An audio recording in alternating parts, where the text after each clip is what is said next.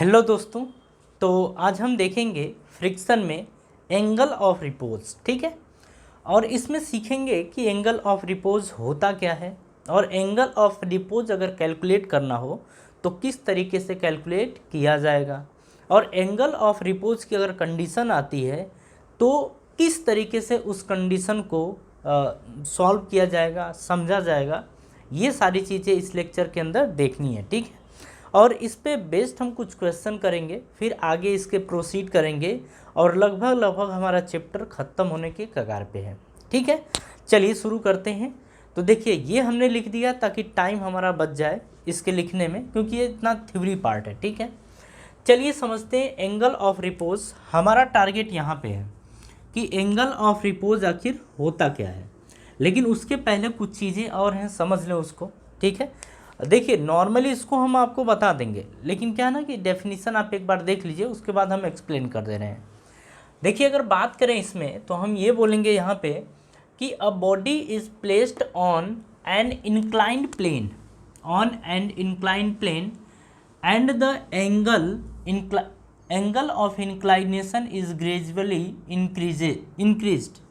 यहाँ पे ये बोल रहा है कि किसी इंक्लाइन प्लेन के ऊपर कोई बॉडी रखी गई है और उस एंगल ऑफ इंक्लाइनेशन को हम लगातार इंक्रीज करा रहे हैं। ठीक है, मतलब जो इंक्लाइन प्लेन है उसके एंगल को हम लगातार बढ़ा रहे हैं। ठीक है, ये हो रहा है।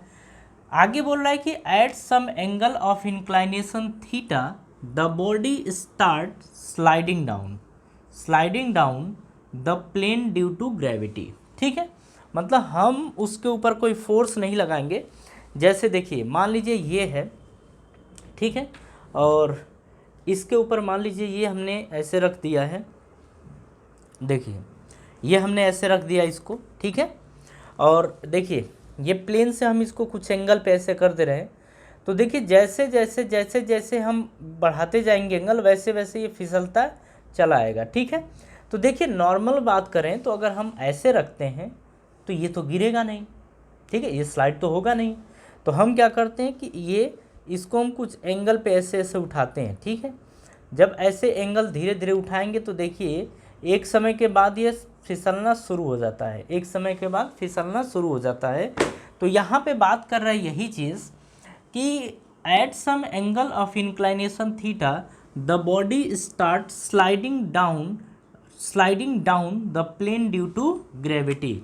हम इसके ऊपर कोई फोर्स तो लगा नहीं रहे। हम देखिए, आप खुद देखिए, हम इसके ऊपर कोई भी फोर्स नहीं अप्लाई कर रहे हैं, लेकिन ये नीचे की तरफ आ रहा है किसके कारण? ग्रेविटेशनल फोर्स के कारण। ठीक है, ये हो गया। अब आगे देखिए, this angle of inclination is called angle of repose. तो यहाँ पे ये बोला जा रहा है कि जिस एंगल पर ये स्लाइड करना शुरू कर देता है, देखिए वो क्रिटिकल कंडीशन होगी यहाँ पे।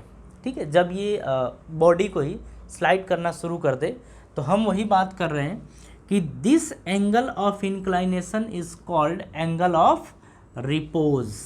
ये बहुत ही अच्छा है, कॉन्सेप्ट है, इसको बहुत ही बेहतर ये है। इसको अगर सीखते हैं तो हम ये जान पाएंगे कि कोई बॉडी कब स्लाइड करना शुरू कर देगी। आगे की बात करते हैं। The angle of repose is that minimum angle of inclination at which a body placed on the incline starts sliding down due to its own weight। ये खुद के वेट के कारण ऐसा होता है, यानी वही ग्रेविटेशनल फोर्स के कारण होता है। तो यहाँ पे बात किया जा रहा है कि minimum angle of inclination at which the body placed on the incline start sliding down due to its own weight या ग्रेविटी। ठीक है, अब यहाँ पे देखिए एक चीज़ और, एंगल ऑफ रिपोज जो होता है वो एंगल ऑफ फ्रिक्शन के बराबर होता है। एंगल ऑफ रिपोज और एंगल ऑफ फ्रिक्शन आपस में बराबर होते हैं।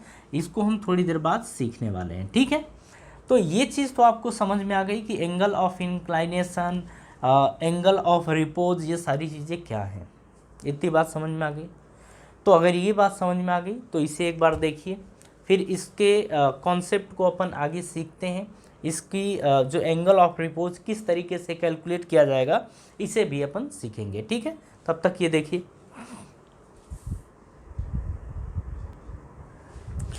चलिए, ये थोड़ा हमने टाइम बचाने के लिए ये वीडियो पॉज किया था ताकि हम इसको इरेज कर सकें। चलिए अब आगे समझते हैं कि ये जो एंगल ऑफ रिपोज का खेल है ये किस तरीके से खेला जाएगा, मतलब थीटा की बात कर रहे हैं, थीटा किस तरीके से कैलकुलेट किया जाएगा। ज़रा इस चीज़ को आप समझिएगा। मान लीजिए कि ये कुछ इस तरीके से एक इंक्लाइन प्लेन गिवन है, हमसे बात कर रहे हैं इसी वाले थीटा के बारे में। ये कुछ ऐसा है कि आप इसको ऊपर नीचे ऐसे शिफ्ट कर सकते हैं, इस वाले को अगर ऊपर उठा सकते हैं धीरे धीरे या नीचे धीरे धीरे ला सकते हैं, ये आपके हाथ में है। ठीक है, मतलब ये इसको आप बढ़ा भी सकते हैं, घटा भी सकते हैं। तो ये तो हो गया। इसके ऊपर कोई ब्लॉक रखा है, इसके ऊपर कोई ब्लॉक है जिसका मास m है। अगर हम बात करें यहाँ पे फ्रिक्शन की, तो फ्रिक्शन इसका म्यू गिवन है, फ्रिक्शन कोफिशिएंट आपका म्यू गिवन है। ठीक है, अब हमसे देखिए बात कर रहा है इसी थीटा के बारे में कि थीटा की वैल्यू क्या होगी, यानी कि एंगल ऑफ रिपोज बताइए। तो एंगल ऑफ रिपोज वाले कंडीशन में क्या अभी हमने डेफिनेशन या फिर इसके थ्रू क्या देखा है, हमने ये देखा है कि एंगल ऑफ रिपोज वो एंगल होता है जब ये जस्ट स्लाइडिंग की कंडीशन में आ जाए। मतलब कि अगर आपने थोड़ा सा भी बढ़ा दिया, एंगल ऑफ रिपोज से थोड़ा सा भी बढ़ा दिया एंगल, तो ये तुरंत नीचे खिसकना शुरू हो जाएगा। तो हम बोलते हैं इसको just sliding condition, just sliding condition हम इसकी बात कर रहे हैं। जब जस्ट स्लाइडिंग कंडीशन की बात कर रहे हैं तो यहाँ पे देखिए जो ब्लॉक है वो स्लाइड तो कर नहीं रहा है, वो स्लाइड करने की स्थिति में है, कंडीशन में है। मतलब यहाँ पे हम बोलेंगे कि v की वैल्यू क्या है, 0, क्योंकि ये अभी चल नहीं रहा है, चलने की कंडीशन में है। ठीक है, ये है, तो v की वैल्यू 0 है। अब देखिए बात कर रहे हैं इसके ऊपर, तो सारे जो जितने भी फोर्स हैं सभी फोर्स को रिप्रेजेंट किया जाए तो देखिए यहाँ पे नीचे की तरफ क्या लगेगा, mg लगेगा। ठीक है, इधर की तरफ एक होगा कंपोनेंट इसका एक कंपोनेंट इधर की तरफ, एक ये रहेगा और एक आपका ये नॉर्मल रहेगा और एक पीछे की तरफ आपका ये फ्रिक्शन रहेगा। ठीक है, फ्रिक्शन किधर रहेगा, पीछे की तरफ, क्योंकि ये आगे जाना चाहता है। ठीक है, अब आप सबको पता है कि ये थीटा हुआ तो ये वाला हमारा क्या होता था, थीटा होता था। अगर हम इसकी बात करें तो ये होता था आपका mg साइन थीटा, बिल्कुल mg साइन थीटा, और थीटा के साथ वाला क्या होता था, mg कॉस थीटा, ये हो जाता था। ये आपका n, ये आपका f, ऐसा कुछ हो जाता था। इधर आते हैं ज़रा FBD बनाते हैं इसका, तो देखिए ये कुछ इस तरीके से दिया गया है कि ये ऐसे है। ठीक है, एक आपका ऐसे है, एक आपका ऐसे है, कुछ इस तरीके से है। ये आपका थीटा है, ये mg है, ये आपका mg कॉस थीटा है, ये आपका दिया है mg साइन थीटा, और ये आपका है n, और इसकी बात करें तो ये आपका f है। ठीक है, ध्यान से यहाँ पे चीज़ों को समझिएगा। हम बोल रहे हैं कि जस्ट स्लाइडिंग कंडीशन, तो इन्हीं दोनों फोर्सेस से मतलब है ना। अगर ये आएगा तो नीचे आएगा या तो ऊपर जाएगा, इधर या इधर तो जाएगा नहीं। ठीक है, लेकिन बात हो रही है कि ये जस्ट स्लाइडिंग कंडीशन है, मतलब स्लाइड नहीं कर रहा है। तो यहाँ पे हम बोलेंगे कि ये जो फ्रिक्शन फोर्स है ये अपने मैक्सिमम पे होगा, यानी कि लिमिटिंग फ्रिक्शन का केस यहाँ पे आएगा। तो हम यहाँ पे ये बोल रहे हैं कि ये जो लगेगा ये अपने मैक्सिमम पे होगा, तो ये और ये दोनों आपस में बराबर होंगे तभी ये रेस्ट पे होगा। ध्यान से फिर से समझिए, हम यहाँ पे ये बोल रहे हैं कि देखिए ये जस्ट स्लाइडिंग का कंडीशन है, मतलब स्लाइड नहीं कर रहा है, किसी भी तरह मूव नहीं कर रहा है। तो नीचे लगने वाला फोर्स और ऊपर लगने वाला फोर्स आपस में क्या होंगे, बराबर होंगे। जब आपस में बराबर होंगे तो आपस में बराबर होने का मतलब F इज इक्वल्स टू क्या आ जाएगा, mg साइन थीटा है, F equals to mg sine theta ये आ जाएगा। ठीक है, आप ये जो F लिखा है ना, आप इसको F मैक्स भी बोल सकते हैं, यहाँ पे F मैक्स, और यहाँ पे बोल सकते हैं F लिमिटिंग, मतलब F लिमिटिंग भी बोल सकते हैं और F मैक्स भी बोल सकते हैं, आप ये बोल सकते हैं यहाँ पे। अगर अब बात करें कि F L is equals to M G sine theta या F S max equals to M G sine theta, तो ये क्या होता है, ये होता है म्यू इंटू एन। अब म्यू एस है या म्यू के है, ये तो गिवन नहीं, बस म्यू दिया है, तो mu N is equals to ये आ जाएगा एम जी साइन थीटा, ये आ गया। चलिए अब एन के बारे में देख लेते हैं। एन किसके बराबर होगा, एम जी कॉस थीटा के। तो यहाँ पे हम लिख सकते हैं N is equals to M G cos theta, ये हम लिख सकते हैं। इसको यहाँ पुट किया जाए तो mu M G cos theta is equals to M G sine theta, ये आ गया। देखिए एम जी से एम जी कैंसिल हो गया, इसको इधर भेजिए तो म्यू इज इक्वल्स टू ये इधर जाएगा तो बनेगा sine theta upon cos theta, यानी कि म्यू इज इक्वल्स टू आ जाएगा आपका टेन थीटा। तो यहाँ से आपने देखा कि टेन थीटा की जो वैल्यू है वो म्यू के बराबर आ गई है, ऐसा आ गया है ना। तो यहाँ से आप थीटा क्या ले सकते हैं, थीटा आप ले सकते हैं ten inverse mu, ten inverse mu. तो यहाँ पे थीटा आपका क्या आ गया, टेन इनवर्स म्यू, यानी कि ये थीटा क्या है, ये थीटा है एंगल ऑफ रिपोज। क्या है, एंगल ऑफ रिपोज, यही होता है, ठीक है। तो ये इसका एक मैथमेटिकल फॉर्मेट है, मैथमेटिकल फॉर्म है। कभी भी आपसे पूछता है कि एंगल ऑफ रिपोज बताइए, डेफिनीशन आपको पता चल गई है, आप समझ चुके हैं कि एंगल ऑफ रिपोज क्या होता है, ठीक है। वो थ्योरेटिकल फॉर्म था, ये मैथमेटिकल फॉर्म है, ये भी आप समझ गए। ये theta is equal to tan inverse mu. अब देखिए ये थीटा है, ये टेन इनवर्स, ये म्यू है। अब बात होती है यहाँ पे कि अगर थीटा की वैल्यू टेन इनवर्स म्यू हुई तो ये क्रिटिकल कंडीशन होता है, ठीक है। वो मिनिमम एंगल होता है जब कोई ब्लॉक किसी इंक्लाइन प्लेन से मूव करना या स्लाइड करना शुरू करने वाला होता है। मतलब अगर यहाँ से थीटा की वैल्यू थोड़ी भी बढ़ा दें, मान लीजिए कि टेन इनवर्स म्यू की जो वैल्यू आई है, मान लेते हैं 30 डिग्री आ गई है, ठीक है। अगर मान लीजिए हम थीटा की वैल्यू इससे थोड़ा सा भी बढ़ा दें, मतलब 30 डिग्री से थोड़ा सा भी बढ़ा दें, तो यहाँ पे स्लाइडिंग कंडीशन आ जाएगी। लेकिन अगर यहाँ पे बात करें एंगल ऑफ रिपोज के केस में, तो अभी भी ब्लॉक जो होगा वो रेस्ट पे होगा। ये जो ब्लॉक किस पे होगा, रेस्ट पे होगा, ठीक है। इतनी बात समझ में आ गई कि एंगल ऑफ रिपोज क्या है। अच्छा देखिए, जब इतनी बात समझ में आ गई तो थोड़ी कुछ चीज़ें और भी देख लेते हैं, ठीक है, कुछ चीज़ें और भी देख लेते हैं। हाँ जी, चलिए यहाँ पे अब आगे आप समझिएगा, ठीक है। आगे समझिएगा कि आगे जो फ्रिक्शन की वैल्यू आने वाली है वो क्या आने वाली है और किस तरीके से फ्रिक्शन की वैल्यू को कैलकुलेट किया जाएगा, ये सारी चीज़ें अपने को देखनी है, ठीक है। ज़रा इस चीज़ को आप ध्यान से देखिएगा यहाँ पे। हाँ जी, चलिए ठीक है। एंगल ऑफ रिपोज आप जान चुके क्या है, एंगल ऑफ रिपोज यानी theta is equals to tan inverse mu, ये होता है। अब देखिए इसी चीज़ को ध्यान से देखिएगा। अरे सॉरी यार, ये हमने मिटा दिया, ओहो, ये चलिए टाइम नहीं लगेगा।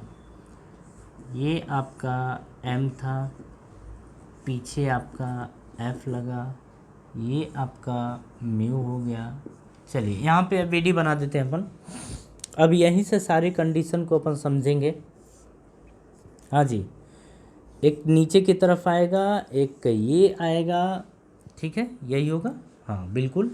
ये आपका n होगा, ये आपका theta M G sine theta, ये आपका आएगा एम जी कॉस थीटा, ये आ गया, ये आपका आ गया f। अब ज़रा ध्यान से कंडीशन को समझिएगा, ठीक है। कुछ इसमें स्पेशल कंडीशन देखेंगे हम। ये देखेंगे कि मान लीजिए, अच्छा एंगल ऑफ रिपोज आप बताइए कितना है, तो थीटा इज इक्वल्स टू है ये ten inverse mu. Angle of repose कितना है, टेन इनवर्स म्यू, यही है ना। अब अगर आगे की बात करें अपन यहाँ पे, तो theta equals to tan inverse mu तो आ गया है। हम फर्स्ट ये बोल रहे हैं कि मान लीजिए थीटा की वैल्यू टेन इनवर्स म्यू से कम हो, यानी एंगल ऑफ रिपोज कम हो, ठीक, एंगल ऑफ रिपोज से कम हो। एंगल ऑफ रिपोज से कम होने का मतलब ये एंगल कम है किससे, tan इनवर्स म्यू से। जब एंगल कम होगा तो ये स्लाइड करेगा, स्लाइड नहीं करेगा, मतलब आप क्या बोलेंगे, block will be on rest. तो अगर ऐसा केस आ जाता है तो हम ये बोलेंगे कि block will be on rest, block जो होगा वो रेस्ट कंडीशन में होगा, आप ये बोलेंगे। तो आप ये समझ गए कि अगर एंगल ऑफ रिपोज क्या होता था, वो मैक्सिमम कंडीशन, वो मिनिमम कंडीशन होती थी जब ब्लॉक स्लाइड करना शुरू कर देता था। लेकिन अगर हम एंगल ऑफ रिपोज से कम ले लें तो एंगल हमेशा किस में रहेगा, रेस्ट में रहेगा, ठीक है। अच्छा, अब ध्यान से समझिएगा, एंगल मतलब हम ये बोल रहे हैं कि ब्लॉक रेस्ट में रहेगा, ठीक है। अब अगर बात करें यहाँ पे f की, तो f आपने देखा था म्यू n, और n की वैल्यू आप देख रहे हैं क्या है, mg cos theta, mg cos theta ये है। तो आप ये रखेंगे म्यू mg cos थीटा ये। तो आप कहेंगे कि यहाँ पे अगर हम पूछें आपसे ये बताइए फ्रिक्शन की वैल्यू क्या होगी, अगर आपसे क्वेश्चन पूछता है कि अगर थीटा की वैल्यू एंगल ऑफ रिपोज से कम है तो उस टाइम फ्रिक्शन की वैल्यू क्या होगी, मतलब फ्रिक्शन फोर्स की वैल्यू क्या होगी। तो आप देखिए फ्रिक्शन जो होता है वो कैसा नेचर है, अगर ब्लॉक रेस्ट पे है तो स्टैटिक फ्रिक्शन, और static friction self adjusting nature का होता है। तो इसलिए हम क्या बोलेंगे कि यहाँ पे जो फ्रिक्शन फोर्स आएगा, पहली बात है कि ये किस कंडीशन में है, ये रेस्ट की कंडीशन में है, नीचे तो मूव करेगा नहीं। जब नीचे मूव नहीं करेगा और नीचे फोर्स कितना लग रहा है, इतना, तो जब नीचे मूव नहीं करने वाला है, वो कंडीशन ही ऐसी है कि ब्लॉक मूव नहीं करेगा, तो फिर जो यहाँ पे फोर्स लगेगा, मतलब फ्रिक्शन फोर्स जो आएगा वो इसके बराबर नहीं होगा, इसके बराबर नहीं होगा। क्यों नहीं होगा, due to self adjusting nature, ठीक है। तो इसका मतलब फ्रिक्शन फोर्स बराबर किसके होगा, तो जो फ्रिक्शन फोर्स होगा वो इसके बराबर होगा, जो फ्रिक्शन फोर्स होगा वो इसके बराबर होगा। यानी कि आप लिखेंगे F equals to mg sine theta, यहाँ पे ये फ्रिक्शन फोर्स होगा। तो इस चीज़ को आपको ध्यान रखना है, ठीक है, ये आपका आंसर होगा। आप हमेशा गलत करेंगे कि अगर बोल देता है कि एंगल ऑफ रिपोज से जो फ्रिक्शन फोर्स, सॉरी, जो एंगल है वो एंगल ऑफ रिपोज से कम है, तो उस टाइम बताइए कि फ्रिक्शन फोर्स की वैल्यू कितनी होगी। आप आंख बंद करके ये लगाएंगे, लेकिन ये आपका गलत होगा और ये आपका सही होगा। क्यों होगा, क्योंकि हम यहाँ पे बोलेंगे कि ऐसा इसलिए होगा क्योंकि, या ड्यू टू सेल्फ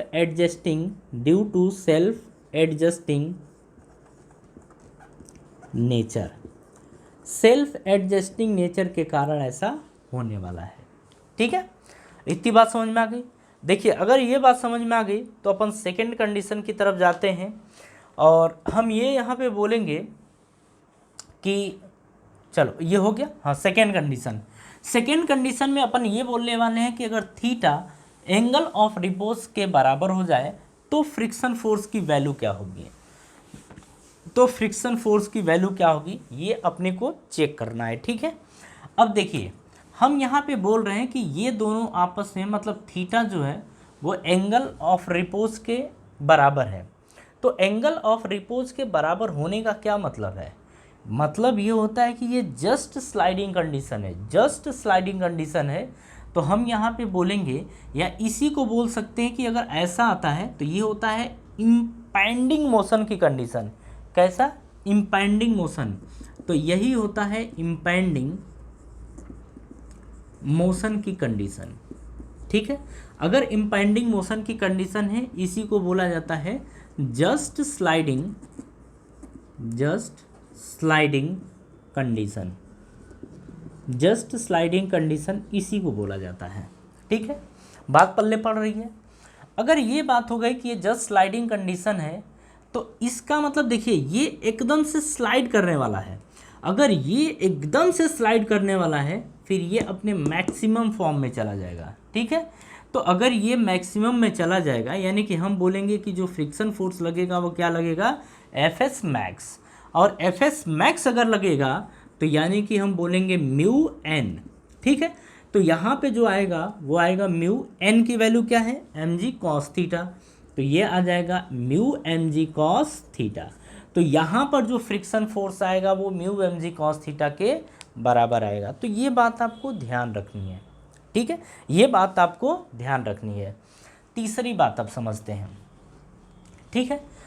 तो दो केस तो हो गया, दोनों केस आपको समझ में आ गया कि यहाँ पे क्या है, इम्पेंडिंग मोशन की कंडीशन होती है, यानी इसको बोला जाता है जस्ट स्लाइडिंग कंडीशन। और यहाँ पे जो फ्रिक्शन फोर्स है वो अपने मैक्सिमम पे होता है, और मैक्सिमम पे होने का मतलब म्यू एन के बराबर, यानी mu M G cos theta के बराबर, ठीक है। तो ये तो सेकेंड कंडीशन भी हो गया। अब अपन बात करेंगे थर्ड कंडीशन, और थर्ड आप खुद बताइए क्या होने वाला है। थर्ड होने वाला है greater than angle of repose, यानी कि जो थीटा हम ले रहे हैं वो एंगल ऑफ रिपोज से ज़्यादा ले रहे हैं। एंगल ऑफ रिपोज से ज़्यादा लेने का क्या मतलब है कि वो स्लाइडिंग की कंडीशन है। मतलब यहाँ पे हम बोलेंगे कि स्लाइडिंग केस, क्या बोलेंगे, स्लाइडिंग केस। ये स्लाइडिंग का केस है, यानी कि ब्लॉक क्या करेगा, मोशन में होगा। ब्लॉक किस में होगा, मोशन में होगा। तो जब ब्लॉक मोशन में होगा तो ब्लॉक मूव किधर करेगा, ऑब्वियस सी बात है नीचे की तरफ। अरे ऐसे बढ़ाएंगे तो ब्लॉक नीचे ही जाएगा ना। हाँ, कितने से जाएगा, एक एक्सेलरेशन से। मान लेते हैं यहाँ आइए, मान लेते हैं ब्लॉक नीचे की तरफ जाएगा, कितने से, एक एक्सेलरेशन से। अब यहाँ पे क्या लिखेंगे आप लिखेंगे F net is equals to M A, F net equals to M A, ये लिखेंगे।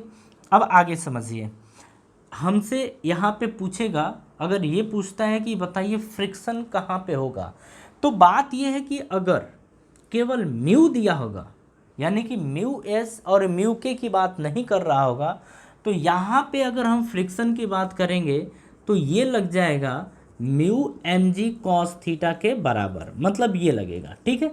अगर नहीं दिया होगा, अगर म्यू की वैल्यू नहीं गिवन होगी, मतलब केवल एक वैल्यू गिवन होगी, तब तो ये होगा।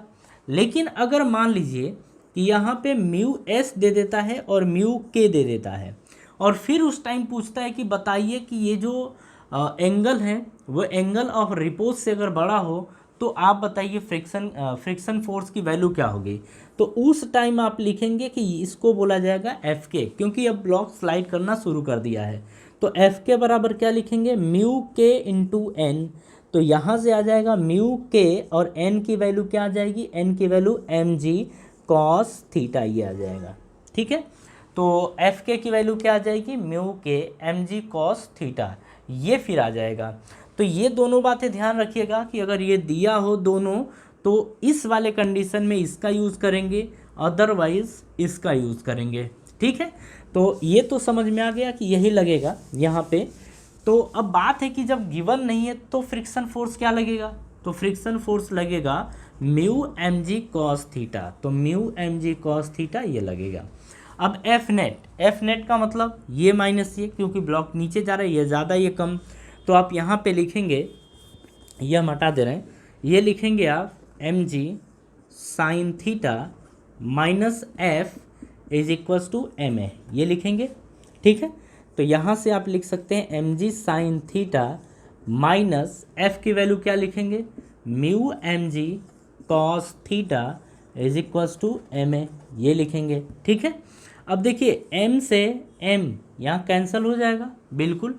अब हमसे पूछता है ए की वैल्यू बताइए, तो ए बराबर क्या आ जाएगा, जी साइन थीटा, जी दोनों में से आप कॉमन ले सकते हैं, तो जी अंदर क्या बचेगा, साइन थीटा, मतलब यहाँ से क्या बचेगा, साइन थीटा, यहाँ से ये और ये बचेगा, मतलब माइनस म्यू कॉस थीटा, ये आ जाएगा। तो ये एक्सेलरेशन आता है, ठीक है। मतलब अगर आपसे ये क्वेश्चन करता है कि ये बताइए कि एंगल ऑफ, जो एंगल गिवन है अगर वो एंगल ऑफ रिपोज से बड़ा हो जाए तो उस टाइम वो ब्लॉक जब मूव करेगा तो उसके पास एक्सेलरेशन कितना होगा, या वो किस एक्सेलरेशन से स्लाइड करेगा, ठीक है। ये हमारा क्वेश्चन हो सकता है, ठीक। तो अगर सारी बातें आपको समझ में आ गई तो अच्छी बात है, अदरवाइज एक नज़र देखिए कहीं पे डाउट तो नहीं है।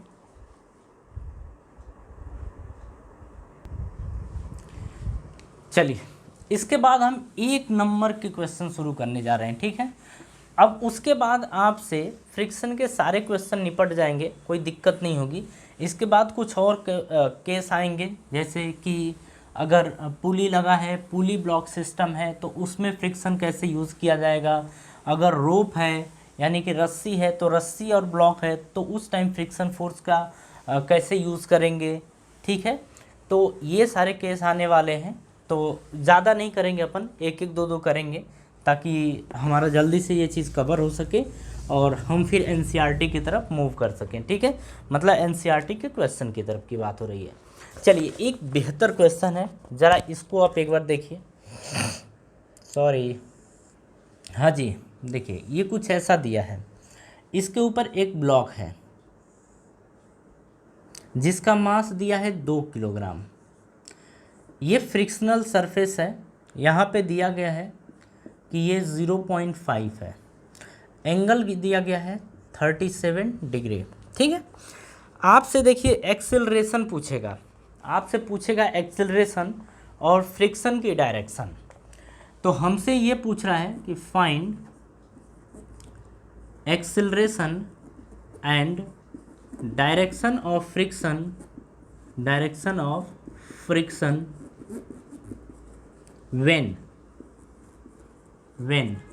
व्हेन का मतलब अब आगे समझिए। यहाँ पे बोल रहा है कि आप एक्सेलरेशन और फ्रिक्शन की डायरेक्शन बताइए, कब बताइए। अब इसमें पहला केस देखिए, यहाँ पे ये बोल रहा है, हमसे पूछ रहा है एफ एक्सटर्नल। अगर एफ एक्सटर्नल की वैल्यू हो जाए, अगर एफ एक्सटर्नल की वैल्यू हो जाए, फर्स्ट क्या है 0 न्यूटन, मतलब हम कोई फोर्स नहीं लगा रहे हैं। सेकेंड है आपका कि अगर आप 2 न्यूटन फोर्स अप्लाई कर रहे हैं। तीसरा है आपका कि आप 4 न्यूटन का फोर्स अप्लाई कर रहे हैं। फोर्थ आपका ये दिया है कि अगर आप सिर्फ 6 न्यूटन का फोर्स अप्लाई कर रहे हैं। फिफ्थ है आपका कि यहाँ पे आप 8 न्यूटन का फोर्स अप्लाई कर रहे हैं। उसके बाद आपका गिवन है कि अगर आप यहाँ पे 10 न्यूटन का फोर्स अप्लाई कर रहे हैं। सेवेंथ आपका दिया है यहाँ पे कि अगर आप 12 न्यूटन का फोर्स अप्लाई कर रहे हैं। 8 है आपका कि अगर आप यहाँ पे 14 न्यूटन का फोर्स अप्लाई कर रहे हैं। ठीक है, अब देखिए आगे एक दो और दिया है, उसको भी देख लेते हैं। उसको किधर, इधर लिख देते हैं। ठीक है, 9th वाला आपका बोल रहा है, 9th वाले में कि अगर आप 16 न्यूटन का फोर्स अप्लाई कर रहे हैं। 10th कंडीशन आपके ये बोल रहा है कि अगर आप 22 न्यूटन का फोर्स अप्लाई कर रहे हैं। ठीक है, अच्छा देखिए ये बहुत ज़्यादा क्वेश्चन नहीं है। ठीक है, ये बस एक कंडीशन के अकॉर्डिंग इसको देखेंगे, ये कंडीशन है। ठीक है, मतलब कहने का मतलब ये है कि हम फोर्स अप्लाई करेंगे और फिर चेक करेंगे कि क्या किधर आने वाला है, मतलब एक्सेलरेशन आएगा नहीं आएगा, फ्रिक्शन फोर्स की डायरेक्शन किधर होगी, ये सारी चीज़ें अपने को देखनी है। ठीक है, अच्छा ध्यान से समझिएगा। इसमें आप सबको ये पता है कि इसमें अगर हम कंपोनेंट की बात करें तो आप सब आराम से अब कर लेंगे। ये आपका जाएगा mg यानी कि 2g, और 2g की वैल्यू कितनी है 20 न्यूटन ये होगी। एक कंपोनेंट आपका ये जाएगा, एक कंपोनेंट आपका ये जाएगा, एक कंपोनेंट आपका ये जाएगा। ठीक है, और इसके ऊपर जो फोर्स अप्लाई कर रहे हैं ना, ये एफ एक्सटर्नल आप इधर की तरफ फोर्स अप्लाई कर रहे हैं। ठीक है, एफ एक्सटर्नल इधर की तरफ फोर्स अप्लाई हो रहा है। अब आगे ध्यान से समझिए, ये अगर 37 है तो ये भी 37 होगा। ये सब आपको बताने की अब बिल्कुल ज़रूरत नहीं है। ये आएगा 20 cos 37, ये आपका आएगा 20 sin 37 डिग्री, ये आ जाएगा। ये आपका आ जाएगा नॉर्मल, ये वाला नॉर्मल। ठीक है, ये एफ एक्सटर्नल गिवन है। फ्रिक्शन फोर्स के बारे में पता नहीं है कि फ्रिक्शन फोर्स किधर लगेगा। ठीक है, ये क्वेश्चन देखेंगे, मतलब वो ये सारी कंडीशंस देखेंगे और उसके बाद हम डिसाइड करेंगे कि फ्रिक्शन किधर को लगने वाला है। ठीक है, चलिए अब अपन बात करते हैं सबसे पहले फर्स्ट कंडीशन के ऊपर। जरा यहाँ से समझिए, इसकी एफवीडी नीचे लेके आते हैं। अब देखिए ये कुछ ऐसा है, ऐसे है, ऐसे है। ठीक है, ये आपका 37, ये आपका 20 न्यूटन, ये आपका फिर चलिए ये आपका एफ एक्सटर्नल गिवन है। ठीक है, ये आपका जो है वो आएगा 20 cos 37, ये आपका आएगा 20 sin 37, ये आपका n आएगा। यहाँ से अगर सॉल्व किया जाए तो 20 cos 37 की वैल्यू 4/5, तो ये 5 चौक को 20, तो ये आ जाएगा 16 न्यूटन। ठीक है, ये आपका यही आएगा, कुछ गड़बड़ तो नहीं है, 16 सही है। यहाँ पे आप अगर सॉल्व किया जाए तो साइन 37 की वैल्यू 3/5, 5 चौक को 20, तो 4 3 12 न्यूटन, ये आ जाएगा। ठीक है, तो ये आ गया, एन की वैल्यू ये आ गई। अगर हम फ्रिक्शन फोर्स की बात करें तो ध्यान से समझिएगा, जो एफ एस आएगा वो एफ एस मैक्स क्या होगा या एफ एस क्या होगा उसकी बात कर लेते हैं। एफ एस की अगर बात करें तो एफ एस क्या होगा, म्यू इंटू एन, और एन की बात करें तो एन क्या है, ये और ये आपस में बराबर हैं, मतलब एन की वैल्यू कितनी है 16 न्यूटन, कितनी है 16 न्यूटन, तो एन बराबर 16 न्यूटन, ये आप जस्ट समझ लीजिए। ठीक है, तो म्यू की वैल्यू 0.5 है, 0.5, एन की वैल्यू 16 है, तो यहाँ से 16 पचे कितना आ जाएगा 80, और ये 1, तो एफ एस की जो वैल्यू आ गई एक्चुअल में ये आई है 8 न्यूटन के बराबर। ठीक है, मतलब एफ एस की वैल्यू कितनी आ गई 8 न्यूटन के बराबर, हो गया ना। अब देखिए, अपने को ना तो इसकी ज़रूरत है ना तो इसकी ज़रूरत है, अब ज़रूरत बस अपने को इसकी है। ठीक है, इन दोनों की, तो अब इन्हीं दोनों के हिसाब से अपन चलने वाले हैं। फर्स्ट की बात करते हैं, ये देखिए इधर की तरफ और एक है इधर की तरफ, ये इधर की तरफ कितना लगेगा, हमेशा 12 न्यूटन लगेगा, तो इधर की तरफ हमेशा 12 न्यूटन लगेगा। ठीक है, अब आगे की कहानी अपन समझते हैं। आप लगा रहे हैं इसके ऊपर इधर की तरफ कितना, फर्स्ट दिया है 0 न्यूटन, आप इधर फोर्स अप्लाई कर रहे हैं 0 न्यूटन। आप खुद बताइए नीचे की तरफ फोर्स कितना लग रहा है 12 न्यूटन, कितना लग रहा है 12 न्यूटन, ऊपर की तरफ फोर्स कितना लग रहा है 0 न्यूटन। तो आप खुद सोच के बताइए कि इस ब्लॉक के आने की टेंडेंसी किधर है, नीचे की तरफ, किधर टेंडेंसी है नीचे की तरफ। तो जब ये ब्लॉक नीचे आना चाहता है तो फिर फ्रिक्शन फोर्स किधर लगेगा, ऊपर की तरफ, किधर लगेगा ऊपर की तरफ। तो ये आप एफ एस और एफ के, ये दुनिया भर की चीज़ें आप चाहें तो न लिखें, और न लिख के आप डायरेक्ट लिख सकते हैं एफ, क्योंकि एस दिया नहीं तो आप मत लिखिए। तो यानी कि फ्रिक्शन फोर्स की वैल्यू कितनी है 8 न्यूटन, किधर लगेगा ऊपर की तरफ। फिर से इसको समझिए, तो नीचे की तरफ इस ब्लॉक पे नीचे की तरफ कितना लग रहा है 12 न्यूटन, हम अप्लाई कितना कर रहे हैं 0 न्यूटन। आप बताइए ब्लॉक के आने की टेंडेंसी किधर है, नीचे की तरफ, तो फिर फ्रिक्शन किधर लगेगा अपोजिट, मूविंग बॉडी के अपोजिट डायरेक्शन में फ्रिक्शन फोर्स लगेगा, मतलब इधर की तरफ लगेगा, और इसकी वैल्यू कितनी है 8 न्यूटन। अब देखिए 8 न्यूटन वैल्यू है, ये 12 न्यूटन है, ब्लॉक किधर आएगा नीचे की तरफ, कितने एक्सेलरेशन से, एक एक्सेलरेशन से। ठीक है, तो अब इसी की बात कर रहे हैं कि F net is equals to M A होगा, बिल्कुल होगा।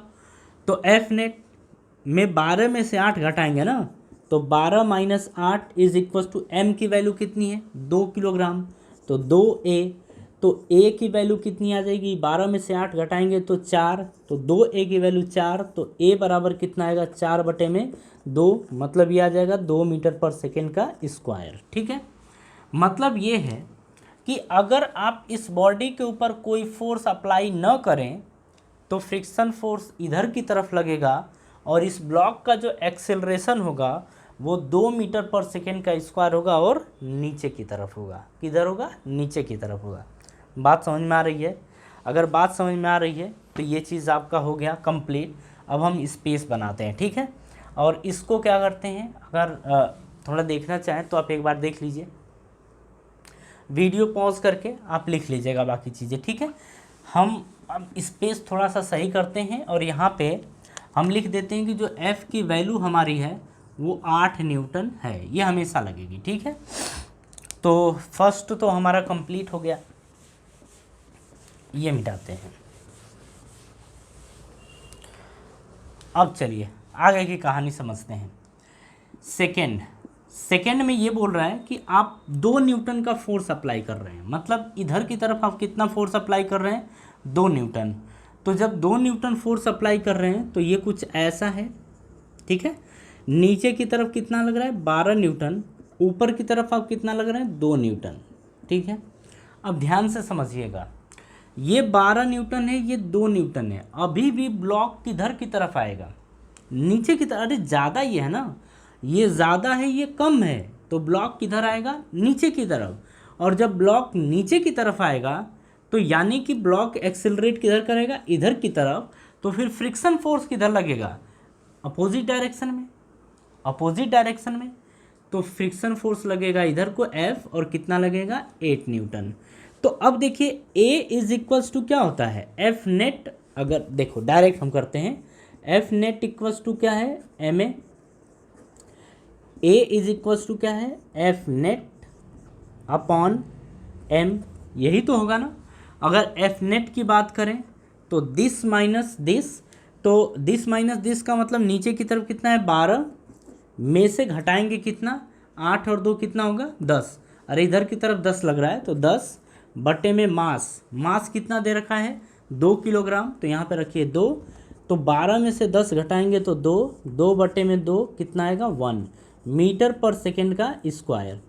यानी कि अब ये जो ब्लॉक है वो नीचे की तरफ आएगा कितने से, ये आएगा 1 मीटर पर सेकेंड के स्क्वायर से, 1 मीटर पर सेकेंड के स्क्वायर से आएगा। बात समझ में आ रही है, ये हो जाएगा आपका सेकेंड केस। चलिए अब जो बात होने जा रही है ना, अब वो इम्पोर्टेंट है, ठीक है। अब जो बात हम करने जा रहे हैं वो बात इम्पोर्टेंट है, मतलब थर्ड वाला पॉइंट जो है अब उसको कॉन्सनट्रेट करिए। ये हम 2 पॉइंट देख चुके हैं, हम तीसरे की बात कर रहे हैं। तो तीसरे की बात कर रहे हैं तो यहाँ पे देखिए, जैसे ये है आपका, इधर की तरफ कितना लगेगा 12 न्यूटन, इधर की तरफ हम अप्लाई कितना कर रहे हैं 4 न्यूटन।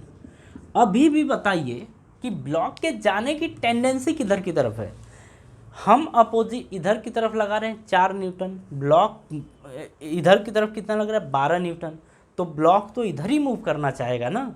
तो ब्लॉक इधर की तरफ अगर मूव करना चाहेगा तो फ्रिक्शन फोर्स किधर लगेगा इधर की तरफ, कितना लगेगा वो लगेगा 8 न्यूटन, ठीक है। तो ये हो गया। अब हम मान लेते हैं कि इसका एक्सेलरेशन A है, मतलब A एक्सेलरेशन से नीचे आएगा। बात यह है कि आएगा कि नहीं आएगा ये अभी पता नहीं है, अभी पता नहीं है। तो अब ध्यान से समझिए, यहाँ पे A is equals to F net, F net का मतलब दिस माइनस दिस, तो 12 माइनस इधर कितना है 8 और 4 12, बट्टे में कितना मास कितना है 2, तो 12 में से 12 घटाएंगे तो 0, तो 0 बट्टे में 2, तो ये आ जाएगा 0 मीटर पर सेकेंड का स्क्वायर। यानी कि ये जो ब्लॉक है अब रेस्ट पे होगा, ब्लॉक किस पे होगा रेस्ट पे होगा, क्योंकि कोई भी एक्सेलरेशन इसके ऊपर नहीं आ रहा है, ठीक है। मतलब ये ब्लॉक एक्सेलरेट कर ही नहीं रहा है, क्योंकि इधर लगने वाला फोर्स और इधर लगने वाला फोर्स आपस में बराबर हो गया है, ठीक है। तो हम यहाँ पे क्या बोलेंगे कि ये रेस्ट कंडीशन होगी। देखिए बात को आप ना समझिएगा, हम इसको छुपा के बात करेंगे अभी। हम देखिए पहले ये अप्लाई नहीं कर देंगे, हम पहले समझेंगे और आपको भी कुछ देर बाद ये समझ में आएगा कि हम क्यों ऐसा कर रहे थे। आप खुद देखिए, इधर की तरफ 12, इधर की तरफ 4, तो आप खुद दिमाग लगाइए ज़्यादा फोर्स किधर है नीचे की तरफ, आएगा किधर नीचे की तरफ, नीचे की तरफ ही आएगा ना। फिर फ्रिक्शन किधर लगेगा ऊपर की तरफ, ठीक है। ब्लॉक मूव करेगा कि नहीं मूव करेगा ये बात की बात है, ठीक है। चलिए अब फोर्थ की बात करते हैं। अब धीरे धीरे आप चीज़ों को बस देखते जाइए, एक समय आएगा आप भी कहेंगे कि अरे ये क्या हो गया। चलिए थर्ड भी हो गया, अब हम फोर्थ की बात करते हैं। तो फोर्थ की बात करेंगे तो फोर्थ में ध्यान से देखिएगा, जैसे अगर बात करें नीचे की तरफ तो नीचे की तरफ 12 न्यूटन, ऊपर की तरफ कितना, तो ऊपर की तरफ कितना अप्लाई कर रहे हैं 6 न्यूटन।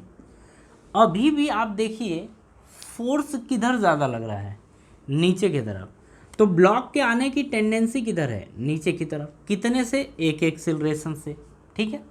फ्रिक्शन फोर्स कितना लगेगा ऊपर की तरफ, कितना लगेगा 8 न्यूटन ये लगेगा, ठीक है। अब ध्यान से समझिएगा, फ्रिक्शन फोर्स लगेगा 8 न्यूटन, हम आपको केस सॉल्व करा रहे हैं, इसके बाद सही आंसर देंगे इसका, ठीक है। ध्यान से देखिएगा, A is equals to F net, F का मतलब ये में से ये घटाएंगे या इसमें से ये घटाइए, आपकी मर्जी। तो अगर आपको ऐसा लग रहा है कि ये जो ब्लॉक है, अब ये तो फोर्स ज़्यादा हो गया, तो ज़्यादा हो गया तो इधर की तरफ एक्सीलरेट करना चाहिए। चलिए करा देते हैं, कोई दिक्कत नहीं, करा देते हैं। तो 8 6 कितना होगा 14, 14 में से क्या घटाएंगे 12, बटे में क्या आएगा 2, ये 14 में से 12 घटाएंगे तो 2 बटे में 2, मतलब आ गया 1 मीटर पर सेकेंड का स्क्वायर। मतलब ये जो ब्लॉक है, जैसे ही हम 6 न्यूटन का फोर्स लगाए हैं, ये ब्लॉक ऊपर की तरफ जाने लगा, ठीक है। ये तो अजीबोगरीब कहानी हो गई ना, अजीबोगरीब कहानी हो गई। नीचे की तरफ लग रहा था 12 न्यूटन और हम ऊपर केवल 6 न्यूटन लगा के हम उसको लेके चले गए ऊपर।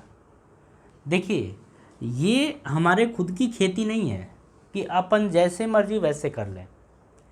यहाँ पे कॉन्सेप्ट के हिसाब से चलना पड़ेगा, आपको सोचना पड़ेगा कि क्या ये पॉसिबल है कि नीचे की तरफ 12 न्यूटन लग रहा है, हम ऊपर 6 न्यूटन लगा के उसको लेते जाएं। ऐसा नहीं होने वाला है, ठीक है। तो ऐसा नहीं होगा तो फिर आंसर क्या आएगा? देखिए, ये बिल्कुल गलत है, ये गलत है। अब ध्यान से समझते हैं चीज़ों को, ठीक है। देखिए, फ्रिक्शन तो लगेगा इधर की तरफ ही, फ्रिक्शन इधर की तरफ ही लगेगा, लेकिन फ्रिक्शन ब्लॉक को मूव कराने में कभी हेल्प हमारी करेगा नहीं, ठीक है। और ये जो फ्रिक्शन है ना, ये स्टैटिक फ्रिक्शन की तरह बिहेव करेगा यहाँ पे, और इसका जो नेचर होता है ये होता है सेल्फ एडजस्टिंग नेचर। कैसा नेचर होता है? Self adjusting nature. तो ये सेल्फ एडजस्टिंग नेचर का है। अब देखिए, सेल्फ एडजस्टिंग नेचर का होने के कारण ये जो अपना फ्रिक्शन, मतलब इसके जो फ्रिक्शन फोर्स की वैल्यू है ये कम करेगा अपना, मतलब ये जो फ्रिक्शन है अपनी वैल्यू कम करेगा और कम करके बैलेंस कराने की कोशिश करेगा, ठीक है, कम करके बैलेंस कराने की कोशिश करेगा। तो अब ध्यान से समझिएगा, यहाँ पे ये जो फ्रिक्शन फोर्स है ना F, अब ये 8 न्यूटन नहीं लगेगा। अब ये देखना है यहाँ पे कि अब कितना लगेगा, तो अब लगेगा केवल और केवल 6 न्यूटन। कैसे? ब्लॉक के ऊपर आप 6 न्यूटन का फोर्स लगा रहे हैं तो ये ऊपर तो जा नहीं रहा है, मतलब रेस्ट कंडीशन में है। रेस्ट कंडीशन में होने का क्या मतलब है कि नीचे और ऊपर लगने वाला फोर्स आपस में क्या होना चाहिए? बराबर बराबर होने चाहिए। हम तो अप्लाई कर रहे हैं 6 न्यूटन, फ्रिक्शन ये है जो 8 न्यूटन उसके पास है, फ्रिक्शन है जिसके पास 8 न्यूटन फोर्स है, तो वो क्या करेगा ना, अपना कम कर लेगा। आप सबको पता है कि फ्रिक्शन जो होता है, स्टैटिक फ्रिक्शन की नॉर्मली बात कर रहे हैं, जब ब्लॉक रेस्ट पे होता है तो वो अपनी वैल्यू को एडजस्ट करता है, मतलब ज़रूरत के हिसाब से घटाता बढ़ाता है और उतना ही घटा बढ़ा सकता है जितना मैक्सिमम हो, मैक्सिमम तक जाएगा, उसके बाद वो कुछ नहीं कर सकता। तो उसके पास क्षमता तो 8 की है, लेकिन जब आपको ज़रूरत ही नहीं है 8 की, तो वो भी कहेगा कि हम भी 8 अप्लाई नहीं करेंगे, फिर हम भी आपको कितना प्रोवाइड करेंगे? 6 न्यूटन। इसीलिए यहाँ पर कोई एक्सेलरेशन नहीं होगा। तो यहाँ पे देखेंगे A इज इक्वल्स टू, फिर से आप चाहें जिधर भी ले लें, 6 6 12 में से 12 बटे में 2 बराबर 0 बटे में 2, मतलब आ जाएगा 0 मीटर पर सेकेंड का स्क्वायर, ठीक है। मतलब ये है कि अभी भी ब्लॉक रेस्ट पे ही रहेगा। तो अब ध्यान से समझिएगा, इस वाले कंडीशन में क्या था? ब्लॉक नीचे की तरफ मूव कर रहा था, यानी डाउनवर्ड। इस वाले कंडीशन में डाउनवर्ड, ठीक है। थर्ड वाले कंडीशन की बात करें तो थर्ड वाले कंडीशन में क्या था? 8 4 12, यहाँ पे क्या था? रेस्ट पे। यहाँ पे भी क्या है? रेस्ट में ही है। ये बात समझ में आ रही नहीं? यहाँ पे भी ये ब्लॉक रेस्ट में ही रहेगा। अब आगे की बात करते हैं अपन। आगे का मतलब हमारा फिफ्थ जा रहा है, हाँ फिफ्थ। तो समझिए, फिफ्थ वाले में हम ये देख रहे हैं कि जो फोर्स है इधर की तरफ अप्लाई हम कर रहे हैं और हम इधर की तरफ 8 न्यूटन फोर्स अप्लाई कर रहे हैं। कितना? 8 न्यूटन। नीचे की तरफ कितना लग रहा है 12 न्यूटन, नीचे की तरफ कितना लग रहा है 12 न्यूटन। ध्यान से समझिएगा, अगर हम ऊपर की तरफ 8 न्यूटन अप्लाई कर रहे हैं, नीचे लग रहा है 12 न्यूटन, तो ब्लॉक के मूव करने की कंडीशन किधर है, नीचे की तरफ। फ्रिक्शन किधर लगेगा, ऊपर की तरफ, तो ये फ्रिक्शन लग गया, और फ्रिक्शन लगते ही ब्लॉक ऊपर की तरफ तो जाएगा नहीं। तो अगर ये 8 है और ये ब्लॉक अभी भी रेस्ट में रहेगा, तो ये फिर अपने को एडजस्ट करके कहाँ तक लाएगा, 4 न्यूटन तक। तो अगर एक्सेलरेशन की बात करें, आप किधर भी ले लो, इधर ले लो, उधर ले लो, किधर भी ले लो, मान लो इधर ही, तो ए की वैल्यू क्या आ जाएगी, 12 में से 8 4 12, तो 12 माइनस 12 बटे में 2 बराबर 0 बटे में 2, मतलब 0 मीटर पर सेकेंड का स्क्वायर, ये आंसर आ जाएगा। तो जो एक्सेलरेशन यहाँ पे आएगा वो 0 न्यूटन, यानी कि अभी भी जो ब्लॉक है वो किस में रहेगा, रेस्ट में। देखिए कंडीशन को आप समझिए, ठीक है, आप कंडीशन को समझिए कि क्या कंडीशन है। हमें लगता है कि आपको बात तो समझ में आ गई है। चलिए, अगर इतनी बात समझ में आ गई तो हम 6th की बात करते हैं। अब देखिए यहाँ पे नीचे की तरफ कितना लग रहा है 12 न्यूटन, ऊपर की तरफ कितना हम लगा रहे हैं 10 न्यूटन, यही तो लगा रहे हैं। तो अभी भी ब्लॉक के इधर आने की टेंडेंसी है ना, हाँ बिल्कुल इधर के आने की टेंडेंसी है, क्योंकि ये ज़्यादा है ये कम है। तो फिर फ्रिक्शन किधर लगेगा, इधर की तरफ। कितना लगेगा अब लगेगा 2 न्यूटन। क्यों 2 न्यूटन लगेगा, क्योंकि इधर कम है इधर ज़्यादा है, तो फ्रिक्शन लगेगा ऊपर की तरफ, मतलब ब्लॉक नीचे नहीं आना चाहेगा, तो इसीलिए यहाँ पे 2 न्यूटन और ज़रूरत पड़ेगी। तो फ्रिक्शन क्या करेगा, एडजस्ट करके 2 न्यूटन तक लेके आएगा, ठीक है। अब 2 न्यूटन तक लेके आएगा तो एक्सेलरेशन क्या हो जाएगा, दिस माइनस दिस, यानी 12 में से 12 घटाएंगे बटे में 2, तो 0 बटे में 2 बराबर 0 मीटर पर सेकेंड का स्क्वायर, ये हमारा आंसर आ गया। मतलब अभी भी ब्लॉक किस में है, रेस्ट में है, अभी भी ब्लॉक रेस्ट में है, ठीक है। चलिए अब ध्यान से आगे समझिएगा 7th कंडीशन।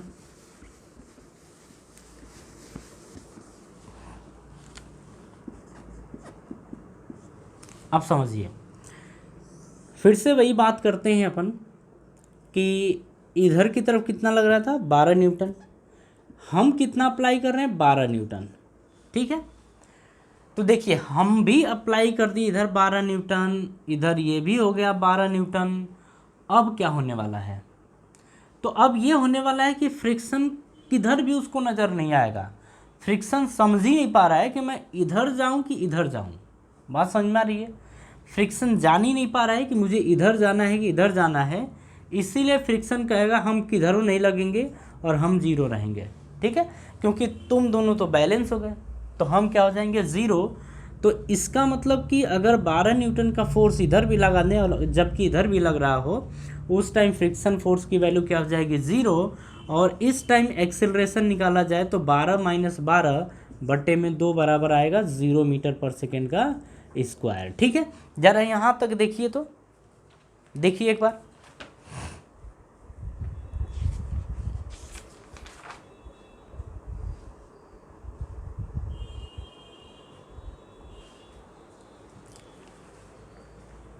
बात समझ में आ गई। चलिए अब हम 8th की बात कर रहे हैं यहाँ पे।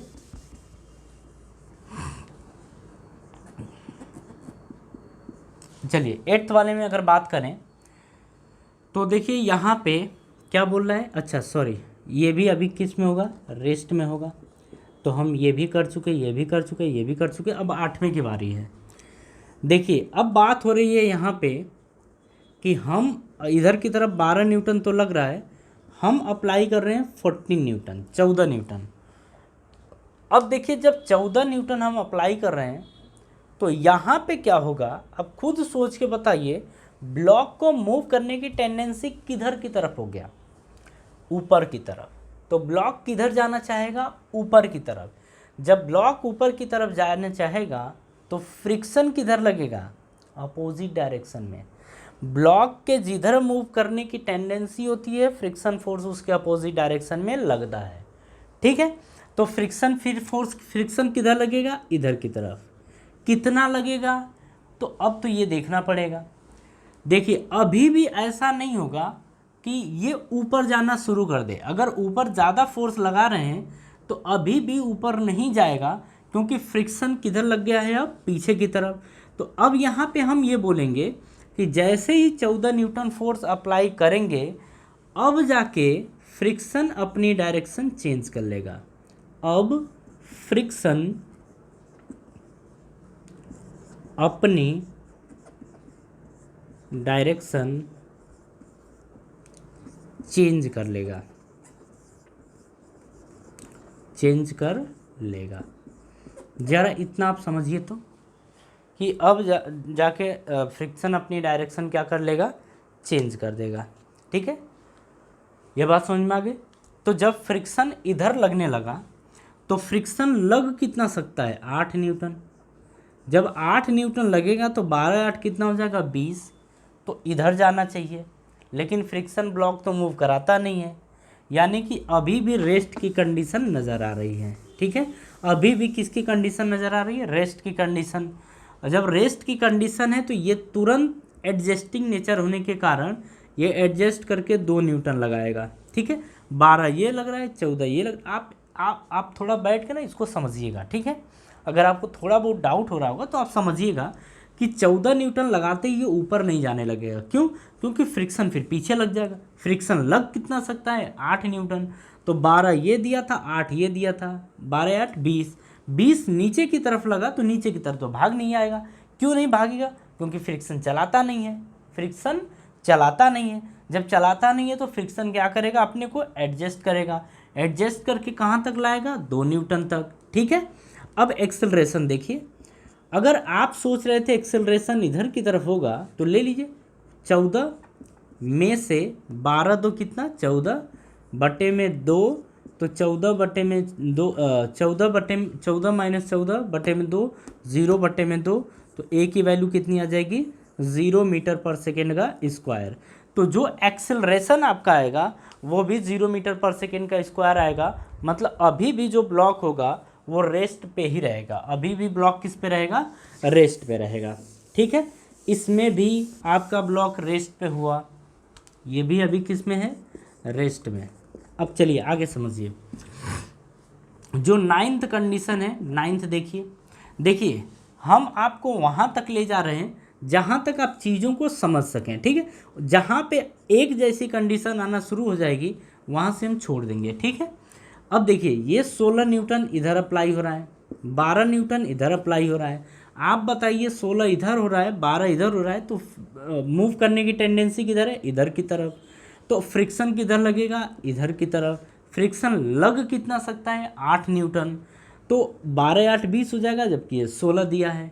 तो ऐसा होगा नहीं कि 16 न्यूटन लग जाए, अरे 8 न्यूटन लग जाए। जब ब्लॉक अभी भी रेस्ट पे है तो ये कितना लगेगा, F ये लगेगा 4 न्यूटन। तो जब 4 न्यूटन लगेगा तो A = 16 माइनस 16 बटे में 2, मतलब 0 बटे में 2 का मतलब 0 मीटर पर सेकेंड का स्क्वायर। मतलब यहाँ पर भी ब्लॉक अभी किस में होगा, रेस्ट में होगा। तो यहाँ पर भी ब्लॉक अभी रेस्ट में होगा। इतनी बात समझ में आ गई। देखिए सारी बातें आपको समझ में आ रही, आप समझ पा रहे हैं कि किस तरीके से हमारा केस चल रहा है, कैसे चल रहा है, सब एक जैसा है। अब देखिए 22 न्यूटन की बात कर रहे हैं, अब हम अप्लाई करने जा रहे हैं 22 न्यूटन। तो जब हम इधर की तरफ 22 न्यूटन अप्लाई करेंगे और इधर की तरफ, अब आप समझिए 12 न्यूटन लग रहा है, तो अब इसके जाने की टेंडेंसी किधर है, ए इधर की तरफ। ब्लॉक के मूव करने की टेंडेंसी इधर की तरफ है। अब आप समझिए यहाँ पे ये कितना है, 22 न्यूटन, ये कितना है, 12 न्यूटन। फ्रिक्शन किधर लगेगा, इधर की तरफ। कितना लगेगा, तो अब ये अपने मैक्सिमम पे आ जाएगा। जितनी इसकी औकात थी उतनी औकात पर लगेगा। अगर ये 22 है, अगर इसको 8 लगा देते हैं, 8 न्यूटन, तो 12 8 20 हो गया। 12 8 कितना हुआ, 20 हुआ। तो 20 हुआ, फिर भी तो कम है। ये 22 है, ये 20 है, तो अब ये अपने मैक्सिमम पे लग गया। तो ए की वैल्यू आ गई 22 माइनस पीछे की तरफ कितना है, 12 8 20, 20 बटे में 2। तो अब यहाँ से देखेंगे कि ए बराबर आपका आएगा 22 में से 20, 2 बटे में 2 का मतलब 1 मीटर पर सेकेंड का स्क्वायर। और ये आपका क्या आ गया, आंसर आ गया। ठीक है, तो देखिए ये सारी कंडीशन थी, यहाँ पे अगर हम बात करें कि अगर फिजिक्स सीखने की बात हो रही है तो यहाँ पे आप जाके सीख पाएंगे इस तरीके से, ठीक है। जैसे जैसे हम कंडीशंस को देखते जाते हैं वैसे वैसे चीज़ों को सीखते जाते हैं, ठीक है ना। तो हम क्या करते हैं, टाइम भी बहुत हो गया, ठीक है। तो आज की सभा हम यही समाप्त करते हैं और मिलते हैं नेक्स्ट लेक्चर में एक नए टॉपिक के साथ, ठीक है। और अगर आपको वीडियो अच्छी लगती है तो आप लाइक शेयर और सब्सक्राइब जरूर करिए, ठीक है।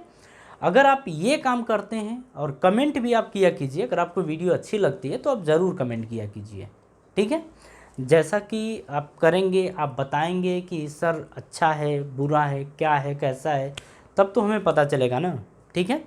तो अब क्या करते हैं, मिलते हैं नेक्स्ट लेक्चर में और इसमें क्या करते हैं, थोड़ा सा और छूटा हुआ है टॉपिक, उसको कवर करके फिर आगे मूव कर जाएंगे, ठीक है। तो थैंक यू।